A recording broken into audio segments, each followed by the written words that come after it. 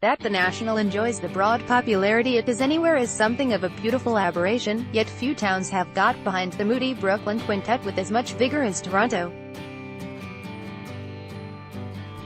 Maybe this city has a darker heart than it realizes, maybe our music fans are disproportionately inclined toward the bookish. But the National has been welcomed back to Toronto with open arms again and again since its first local gig at the Horseshoe Tavern 13 years ago, proving itself a massive festival draw in recent years with a free 2013 gig for North by Northeast at Yonge Dundas Square that drew a whopping 20,000 people in a subsequent, Saturday night headlining slot for Field Trip at Fort York in 2016. Scott Devendorf, left, says he and rest of the National love coming to Toronto. The band plays here again on August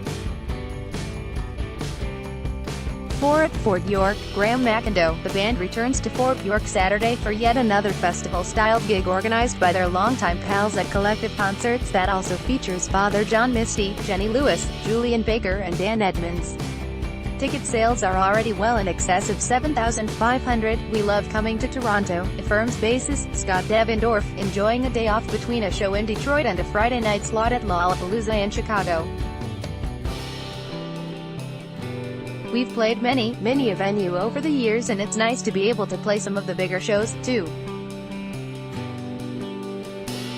We've always kind of done our own thing, so it's nice that it's kind of panned out in Toronto. It's very comforting. Credit, of course, must be given to the National's fan base, which has stuck with the band. Professorial frontman Matt Berninger, guitarist, multi-instrumentalist brothers Aaron and Bryce Dessner, and the sibling rhythm section of Scott and drummer Brian Devendorf, and grown steadily even as its musical vision has grown more shadowy, more nuanced and more challenging through such dark-hued hit records as 2010's High Violet, 2013's Trouble Will Find Me and last year's decidedly cryptic Sleep Well Beast. The latter even managed a #1 debut on Billboard's Canadian Albums chart. Article continued. Bella, it turns out there is an audience out there thirsting for thoughtful, literate pop music, after all. And it's not lost on Devendorf how fortunate his band happens to be that it's the one that audience has latched onto over the past decade or so. It seems that way because we're always told our music is a grower, and that it takes a while for people to process or sort of get into or whatever, he says. So yeah, we're happy with this last record because it was playing to some of our favorite things at the time we recorded it, and those are slightly more left field than some of our more meat and potatoes rock songs from the early days. I think it's always, at least for us internally, important to us to keep it interesting and to grow, in a way. I also think we're always guilty of being very precious about our songwriting, so trying to break that up a little bit was a goal. So it's nice and it's interesting, and I'm glad that people are able to engage with it beyond the fact that the National makes interesting, oddly anthemic music that's of a piece with the 21st century's endlessly troubled vibe. Its ongoing success in Toronto can be traced to a diligent work ethic and patient supporters at both its small Canadian record company, Beggars Group, of which its label, 4AD, is a part, and at the concert promotion level. Toronto radio has never really paid a great deal of attention to the National, although the CBC's Q program was an early adopter. The band's rise here has thus been accomplished by putting boots on the ground and coming back to play again and again. It's really an old-fashioned album campaign where each tour got bigger, and we started at the very bottom pre the release of Alligator in 2005, and each record got bigger, observes Beggars' David Freeman.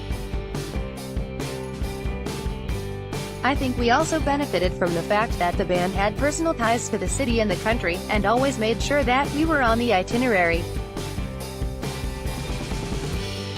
Collective certainly helped the cause, nurturing them from Lee's Palace to 3 consecutive Massey Hall sellouts to Fort York.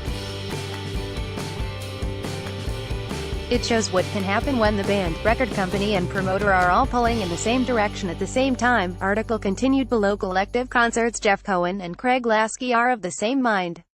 As Lasky recalls, there were only about 200 people at the Horseshoe for the National sept. 18, 2005 gig there in support of Alligator, but the buzz from that show was tremendous, and so, when we brought them back to the shoe 5 months later, they sold it out in advance. From there, Collective slowly moved the band to ever larger venues, selling out the Opera House, the Phoenix and eventually the Old Cool House in 2009 before upsizing to the Air Canada Centre, albeit in theatre mode, in 2009 and a 3-night run at Massey Hall on the High Violet Tour, the latter of which is immortalized in a climactic moment in the 2013 tour documentary Mistaken for Strangers, where a wine-soaked Berninger makes a run for the exits atop the seats on the floor. The band has some Canadian connections, too. Its manager, Brandon Reed, is an expat, and the National is collectively enthralled to the catalog of their friend and one-time tourmate Hayden. Devendorf, in fact, is still hoping to coax the latter on stage for at least a song on Saturday.